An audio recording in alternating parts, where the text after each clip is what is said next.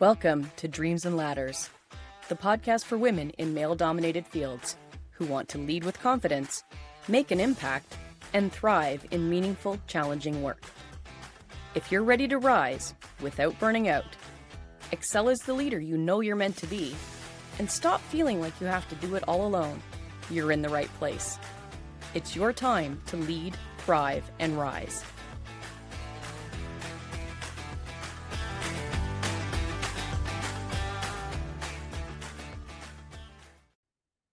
Hi, I'm Lori Cranenberg, and I'm the host of Dreams and Ladders. And in this first episode, I wanted to talk a little bit about why I created the show and what you can expect as a listener. I've spent over 30 years working in male-dominated professions, and I've seen everything from those little microaggressions, those 1,000 comments that you hear throughout the day, all the way through to sexual assault in the workplace. It has been a rough and bumpy ride, and one that I was not prepared for. When I was younger, I had great grades. I went to a good school, and I thought, okay, the world's my oyster. I am ready, world, here I come. And then I entered the workplace. Ooh, I was not prepared for the obstacles that I was going to face. I remember my very first interview for a position. I had applied to work in the Canadian Forces Reserves. This was how I was planning to help put myself through school. And I was really excited.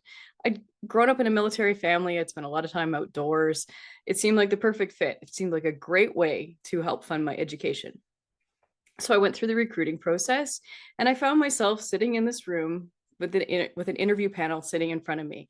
And if you can picture a beautiful old stone room, paintings on the walls, this plush red seating, and then here's this wall of men sitting across from me, 5 older men who are asking me questions and who determine whether or not I'm accepted into their unit. Well, one of the first questions they asked me was, what trade do you want to be? Seems like a innocuous question. And me being young and fit at the time and very interested in an active lifestyle, I said I wanted to be infantry. Apparently that was the wrong answer. I got silence and this wall of stares back from me from across the table. And so they asked me again. They said, what trade do you want to be? And I looked at them and I said, I want to be infantry. And then one of them leaned forward and said to me, you know, dear, you're going to get your fingernails dirty. I didn't know it then. That was foreshadowing of the types of things that I could expect in the workplace throughout my career. Fast forward 30 plus years, and I'm a student now again, studying at Royal Roads University, taking a master's in executive and organizational coaching. And one of the groups had presented on the World Economic Forum's report on the gender gap, and I was shocked. In North America, the gender gap sits at 75%, which means we only have parity at 75% with the men. And the projected number of years to close the gap is 95. I'm not going to see that in my lifetime. But I'm on a mission to reduce that gap. I'm on a mission to help other women rise as leaders, to help them excel, to help provide some of that guidance and mentorship that I didn't get in my career. And that's why this show was created, Dreams and Ladders, to help you gain some of the confidence, enhance your skills, and build that resilience that you need to be one of those women that helps rise and creates a difference for the next generation. So in this episode, what I'd like to cover is 5 things that I wish I had known as I was going through my career. That rule book that I just wish someone would have handed to me, and I kept waiting for. I kept waiting for someone to open the doors and reveal the secrets just to make things just a little bit easier. And I'm here to share some of that with you today. So the first one that I wish I had known was to protect my self-worth. Only you can give that away, but no one told me that. And what I didn't notice is that over time, there was this erosion of my confidence and my belief in self. I entered the workforce as a firecracker. There was nothing you could tell me I couldn't do. Give me a task, I'll go do it. I don't care if it's hard, I don't care if it hurts, I will go do it. And I never paused to question my ability to complete the task. I never questioned my ability to rise and to continue to progress in my career. I assumed that I brought my best self forward and I would move up the chain. But what I discovered over time was that the subconscious gender programming that's out there and the little tiny comments that add up over time and those overt acts, they all came together to create this environment for me where I started to question my worth. I started to question my belief in myself. I started to question my own abilities. This is not the Lori that entered the workforce when she was 17. This is not the firecracker. She had to fight to come back to who she was because it had eroded over time and I didn't protect my sense of self. And what I hadn't learned was how to separate my own knowing about who I am and my strengths and some of the messages that I was receiving from the outside world, from people who may not have had my best interests in mind. You have to be really careful whose opinion you listen to, and it's a balancing act. We want to grow, we want to develop, we want to take positive feedback, and we want to apply it at areas that we know we're not quite where we want to be. That feedback is vital for us. Someone holds that mirror up and says, hey, did you notice this? That's fantastic. But what if the person holding the mirror up has ulterior motives? And what if what they're telling you isn't really what's there? How do you separate that? How do you balance continuing to grow and filter out the comments that are designed to hold you back? And this is a challenge that a lot of women face, and we don't even know we're facing it. And this is a problem. And so that's the first thing I wish I had known.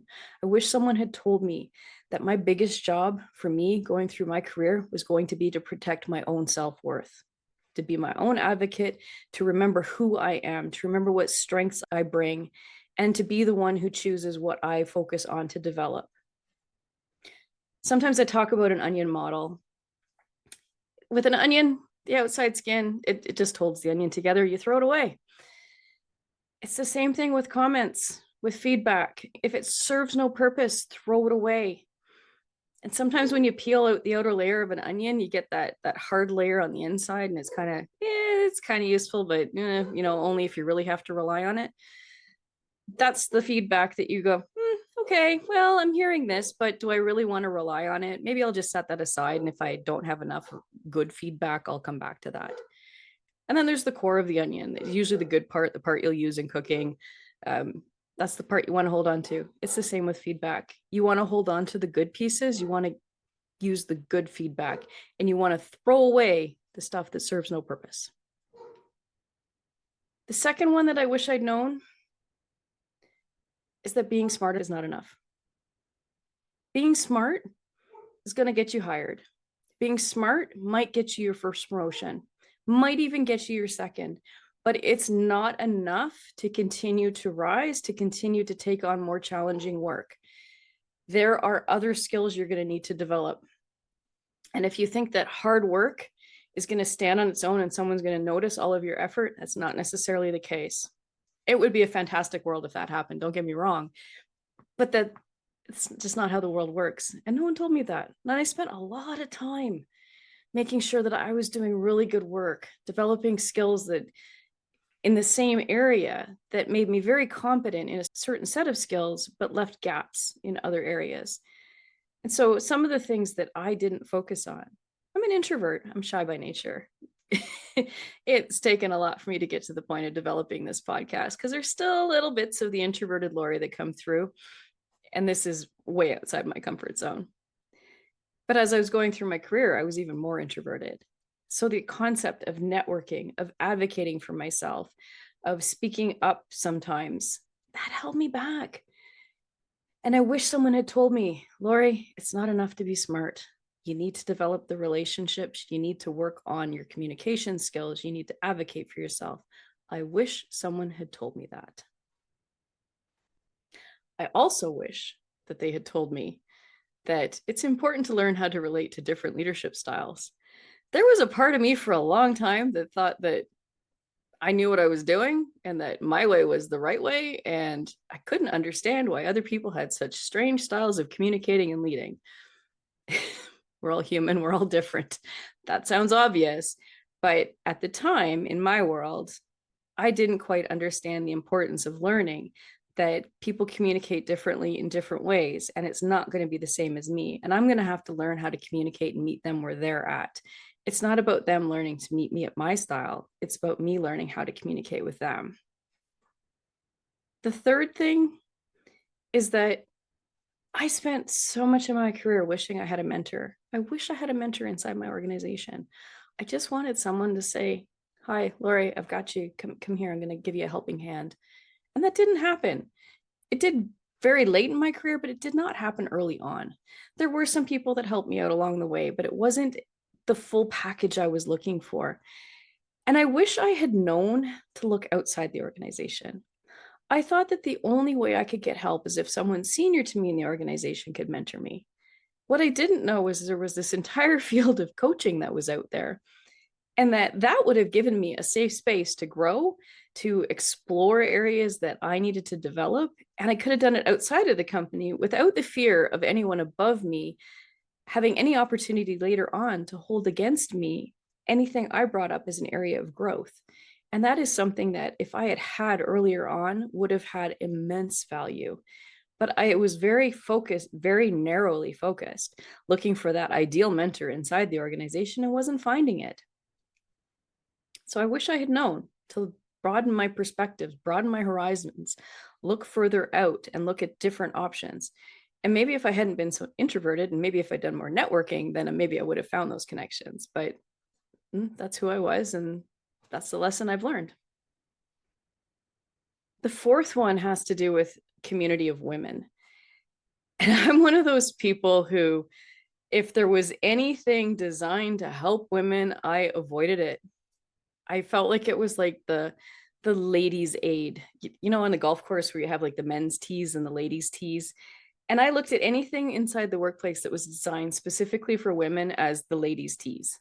It was like, okay, we're giving you this because you can't get there on your own. Well, that was not the right perspective. And if I could go back in time, that is one thing I really wish that I could have shifted my belief there. Because the truth is, if I had participated in other organizations or internal support networks that had been designed specifically to help women, I probably would have found more connection. I would have had more guidance, and it wouldn't have felt like I was going it alone all the time. The other thing, I discovered it quite by accident. Most of the time in my career, I've worked pretty much, I'd be the only woman on the team or the only female supervisor where I was. And so I spent a lot of time being the only girl. And then when I went to the sex crimes unit, all of a sudden I was a team of 50% women, 50% men.